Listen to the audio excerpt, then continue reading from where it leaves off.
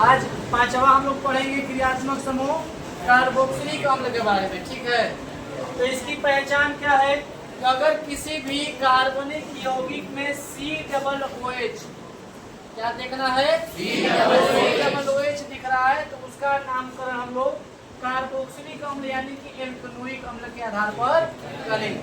COOH को थोड़ा सा विस्तार में इसके बंध को अगर हम खोल के देखें कि कौन सा परमाणु किस बॉन्ड से जुड़ा है, उसको आप लोग कुछ ऐसे समझेंगे, C double bond O bond OH।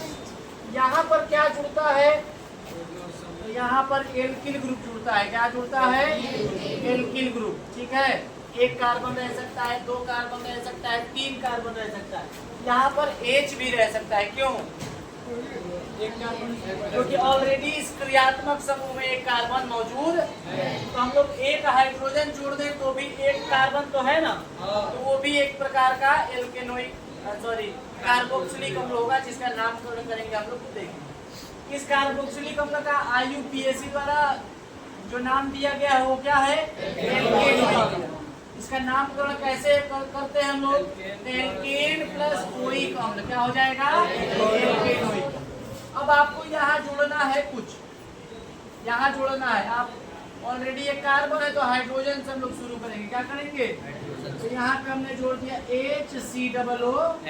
बोलो कोई समस्या है, इसका संरचना सूत्र क्या हो जाएगा, तो ये हो गया कार्बन, उसके साथ डबल बॉन्ड, उसके साथ OH, उसके साथ H, ये हो गया संरचना सूत्र, ठीक है। अब रही बात इसका साधारण नाम, तो ये आपको याद रखना पड़ेगा कि इसको साधारण रूप में हम लोग क्या कहते हैं, कार्बनिक अम्ल कहते हैं। क्या कहते हैं, कार्बनिक अम्ल कहते हैं, ठीक है। IUPAC नामकरण करनी है, तो IUPAC नामकरण के लिए आपको हमने ट्रिक बताया। ट्रिक क्या रूल होता है जो बताया है, एक कार्बन रहता है तो मेन, दो कार्बन रहता है, तीन कार्बन, चार कार्बन, पांच कार्बन, छह कार्बन, सात कार्बन, आठ कार्बन। इसको रखते हुए हम लोग लिख देंगे। अब एक कार्बन है तो मेन, तो ये हो जाएगा मेथेन प्लस ओइक अम्ल। ये क्या हो जाएगा, मेथेनोइक अम्ल। बताओ कोई समस्या। अब हम लोग क्या करेंगे, ये COOH में एक C जोड़ देंगे। क्या कर देंगे, एक C बॉन्ड COOH। अब ये अकेले रहे ऐसा तो है नहीं, इसके पास एक डंडी है, तीन से कमी हो रही है, तीन डंडी की, ठीक है। यहाँ क्या हो जाएगा, तीन हाइड्रोजन, ठीक है। इसका संरचना बनाना होगा, ये दो कार्बन हो गए, एक तो COOH वाला है, तो यहाँ पे double bond O bond OH, यहाँ तीन हाइड्रोजन है तो एक दो तीन। कोई समस्या नहीं। अब इसका नामकरण करेंगे, साधारण नाम इसको हम लोग एसिटिक अम्ल कहते हैं। आप लोग इससे ऑलरेडी फेमिलियर हो गया, आप लोग इसके बारे में पहले से जानते होंगे। तो ये हो गया एसिटिक अम्ल। क्या हो गया, और इसका IUPAC नाम क्या हो जाएगा, डायरेक्ट लिखते हैं। दो कार्बन है तो एक, दो कार्बन है तो एथ का बन गया एथेन, प्लस ओइक क्या बन गया, एथेनोइक अम्ल। बोलो कोई समस्या, दिक्कत है। चलो अब तीन कार्बन वाला देख लेते हैं। यहाँ पे हम लोग रखेंगे बॉन्ड COOH, ठीक है। अब यहाँ पे जोड़ दो C और C, तो ये हो जाएगा CH2। कोई समस्या, या इसको डायरेक्ट भी लिखना चाहे तो C2H5 बॉन्ड COOH, दोनों में कोई फर्क नहीं है। इसका संरचना सूत्र लिखना है तो तीन कार्बन है, तीन कर दिए, ये क्रियात्मक समूह वाला double bond O bond OH हो गया। ये दो कमी हो रही है, दो हाइड्रोजन, यहाँ तीन की कमी हो रही है तो बोलो कोई समस्या। ये हो गया इसका संरचना सूत्र। इसका साधारण नाम क्या होता है, तो बहुत ज्यादा इस पे ध्यान नहीं देना है, क्योंकि बहुत ज्यादा ये दो ये जब कौन पूछता है, ठीक है, इसको बहुत ज्यादा नहीं पूछता है। लेकिन इसका नाम जो है वो उसी से मिलता जुलता है, भ्रम की स्थिति उत्पन्न होती है। इसको हम लोग लिखते हैं प्रोपियोनिक। क्या बोल लिखते हैं, प्रोपियोनिक अम्ल। लेकिन इसका नाम क्या हो जाएगा? आईपीएसी नाम क्या हो जाएगा? प्रोपेनोइक अम्ल। क्या हो जाएगा? प्रोपेनोइक अम्ल। प्रोप 3 कार्बन है तो प्रोप का बन गया प्रोपेन प्लस ओइक तो प्रोपेनोइक अम्ल। बोलो इसमें किसी को समस्या? इससे जुड़ी हुई एक महत्वपूर्ण चीज और समझ लीजिए। मान लीजिए कि किसी क्रियात्मक समूह में आगे कोई क्लोरो ग्रुप जुड़ा है, कोई अलग से क्रियात्मक समूह जुड़ा है। अब आपको नंबरिंग करने की आवश्यकता पड़ गई। क्या अभी फिलहाल तो नंबरिंग करने की आवश्यकता नहीं पड़ रही, लेकिन बाय द वे अगर नंबरिंग की आवश्यकता पड़ गई और आप देख रहे हो कि जो जुड़ा है उसकी जो क्रियाशीलता है COOH से क्या है? कम है, तो हम COOH को प्राथमिक क्रियात्मक समूह मानेंगे और गिनती सदैव इस वाले कार्बन से ही शुरू होगी। ठीक है। अगर जुड़ा हुआ क्रियात्मक समूह क्या है? प्राथमिक है, ज्यादा क्रियाशील है, तो वहीं से गिनती शुरू होगी। ये वाला कार्बन 1 नंबर होगा, ये सेकेंड और ये। वैसे ही अगर 4 कार्बन की श्रृंखला होगी तो COOH वाला जो कार्बन होगा वो पहला कार्बन होगा और वहीं से गिनती क्या होगी? आगे की ओर शुरू होगी। ठीक है। आगे हम लोग इसका एग्जाम्पल और हम लोग देखेंगे। ठीक है। आपका क्या काम है? ये 4 और एक 5 वाला बना के आप टेबल को आगे बढ़ना है।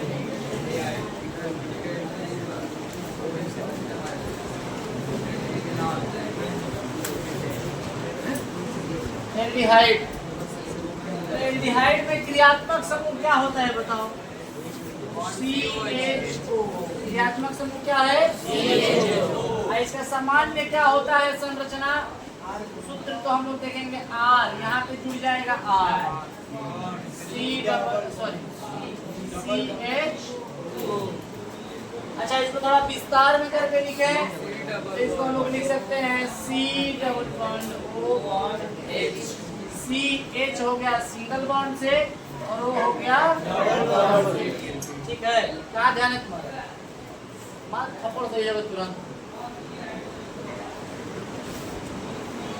आईपीएसी नाम इसका होता है एल्केनल। क्या आईपीएसी नाम होता है? एल्केनल। और नाम कैसे रखते हैं? Alkane plus ol. ये हो गया एल्केनल। ध्यान दो यहाँ पे, ये नल है तो एल्डिहाइड है। अगर यही नल हो जाए और क्या है? एल्कोहल हो जाएगा।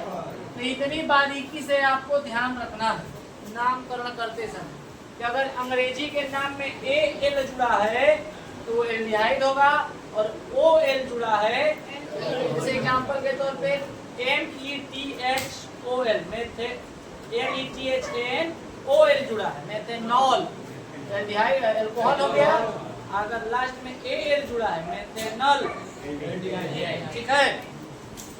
नाम रखा जाए तो यहाँ भी चूंकि ऑलरेडी एक कार्बन है तो हम एक हाइड्रोजन जोड़ के अपना कार्यक्रम शुरू कर सकते हैं। तो जोड़ दो एक हाइड्रोजन HCHO। संरचना सूत्र क्या हो जाएगा? पहले कार्बन बनाया हमने, हमको ऑलरेडी पता है कि ये वाला ऑक्सीजन डबल बॉन्ड से जुड़ा है, ये वाला हाइड्रोजन सिंगल बॉन्ड से, यहाँ दिख ही रहा है ये सिंगल। साधारण नाम में इसको हम लोग बोलते हैं फॉर्मेल्डिहाइड। क्या बोलते हैं? फॉर्मेल्डिहाइड।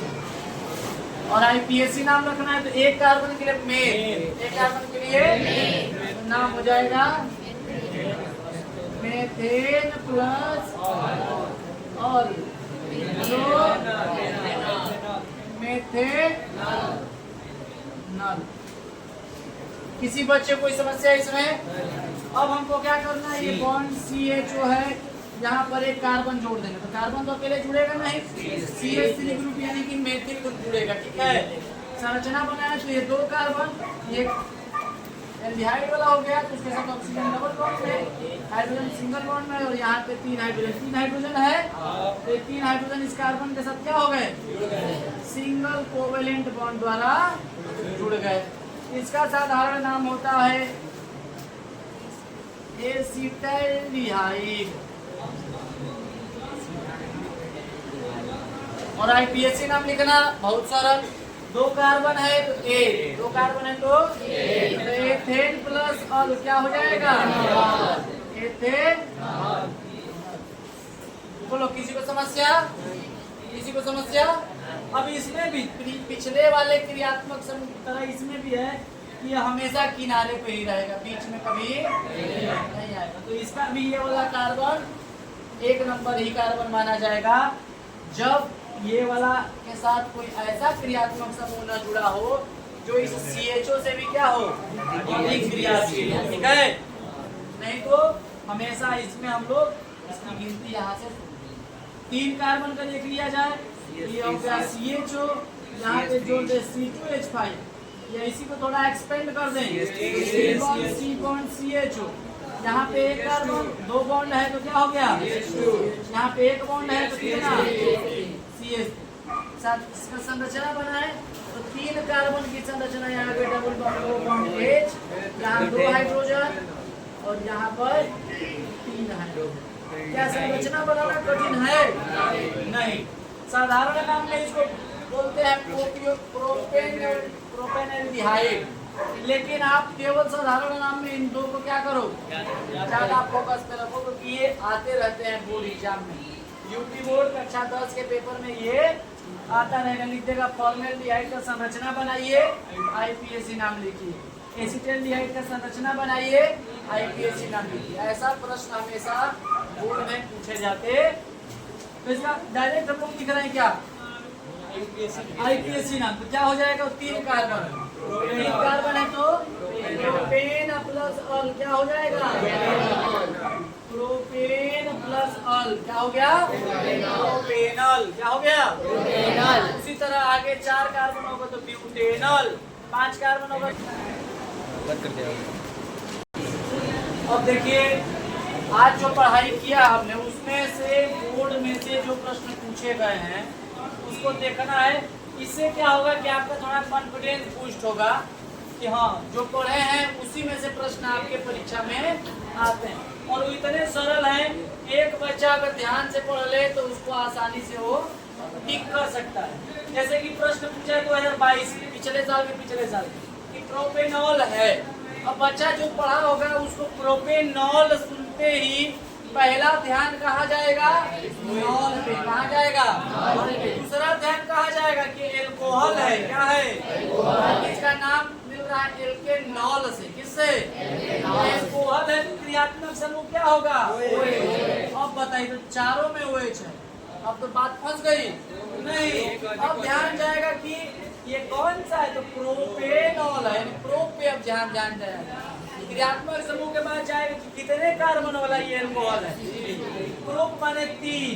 तो कौन से है ये, यहाँ पर देखो ये 2 3 वाले मिल गए, 3 वाले कितने मिल गए। अब C3H7 और C3H5 कौन सा टिक किया जाए, इसका 2 उपाय है आपके पास। एक तो डायरेक्ट फार्मूला लगाइए CnH2n+1, यानी जितना कार्बन उसका दुगना में 1 ज्यादा करने से एल्किल ग्रुप प्राप्त होता है। या तीसरा कारण क्या है, सबसे आसान क्या है कि 3 कार्बन है, 3 कार्बन लगा दो, एक जगह OH जोड़ दो। यहाँ पे कितने डंडी की कमी, 2। यहाँ 2 लगा दो, यहाँ कितने डंडी की कमी, 2 लगा दो। यहाँ कितने डंडी की कमी, 3। यहाँ 3 लगा दो। कितने हाइड्रोजन हो गए, 3 2 5 2 7 हो गया, और 1 2 3 कार्बन हो गया, और ये हो गया OH। यानी आपका कौन सा विकल्प सही है, इतना आसानी से आप पकड़ सकते हैं। आपके पास है कि आप ये पूरा घूम फिर के पकड़ रहे हैं या आप ये डायरेक्ट फार्मूला लगा के पकड़ ले रहे हैं। दूसरा प्रश्न ये भी बोर्ड में आया कि एसिटिक अम्ल का IUPAC नाम है। हमने बोला था कि साधारण नाम वाला में फार्मिक अम्ल, एसिटिक अम्ल, फॉर्मेल्डिहाइड, एसिटाल्डिहाइड, एथिलीन, एसिटिलीन, यही सब याद रखिए बस। ठीक है, तो एसिटिक अम्ल का IUPAC नाम, तो पहले फार्मूला बना लो इसका। तो फार्मूला उसका होता है CH3COOH। अब चूंकि क्रियात्मक समूह COOH है तो इसका IUPAC नाम रखेंगे एल्केनोइक अम्ल। क्या रखेंगे, अब एक की जगह पे 2 कार्बन है तो क्या रिप्लेस होगा, तो नाम क्या हो जाएगा, एथेनोइक अम्ल। बोलो कोई समस्या। अब कह रहे कि प्रोपेनॉल का क्रियात्मक समूह है, देखो 2024 में भी आया, 2023 में भी आया। इसमें प्रोपेनॉल का क्रियात्मक समूह नल माने एल्डिहाइड और एल्डिहाइड माने सी डबल OH है तो कार्बोक्सिलिक OH है तो सी डबल बॉन्ड O है तो ठीक है। ये कीटोन अल्कोहल कार्बोक्सिलिक अम्ल हो गया एल्डिहाइड। प्रोपेनॉल में होगा और इसका नाम लिखना पड़े तो लिख सकते हैं हम लोग CH3 CH2 लिख सकते हैं। संरचना प्रोपेनॉल का संरचना सूत्र देखो, यही प्रश्न 2022 में फिर किसी दूसरे पेपर में पूछा होगा। इसका संरचना सूत्र बनाना है तो 3 कार्बन आपने क्या कर दिया, तीसरा वाला कार्बन से आपने डबल बॉन्ड H कर दिया। ये हो गया क्रियात्मक समूह CHO। यहाँ कितने की कमी है, 1 2 ऑलरेडी है, 2 की कमी, 2 लगा दिया, 4 हो गया। यहाँ कितने की कमी है, यहाँ पे हटा, हर जगह हमने क्या कर दिया, हाइड्रोजन लगा दिया। ये है आपका स्ट्रक्चरल फार्मूला किसका, प्रोपेनॉल। निम्नलिखित में एल्डिहाइड है, 2020 में आया है ये सब। एल्डिहाइड मतलब नल, यानी कि हो गया एथेनॉल। फार्मूला बनाना हो तो CH3CH2, एथीन का फार्मूला बनाना हो CH2 डबल बॉन्ड, एथेनॉल का फार्मूला बनाना हो CH3 CH2OH। सिंपल। अगर ऐसे एथाइन का फार्मूला लगाना हो, यहाँ पे ट्रिपल बॉन्ड लगा दिया और यहाँ भी H, यहाँ भी, ठीक है। तो एथीन यहाँ पे CHO किसमें आ रहा है, यानी कि आपका ये विकल्प चलिए। एक ये 2009-2006 में पूछा है CH3 CHO के नाम है, जो कि यही है, क्या है, एथेनॉल। क्या है ये, 2 कार्बन तो ए और CHO तो अल, यानी एथेनॉल। बोलो कोई समस्या है तो जाइए रिवाइज कीजिए, फिर हम लोग नेक्स्ट स्टेप कल आगे पढ़ेंगे, ठीक है।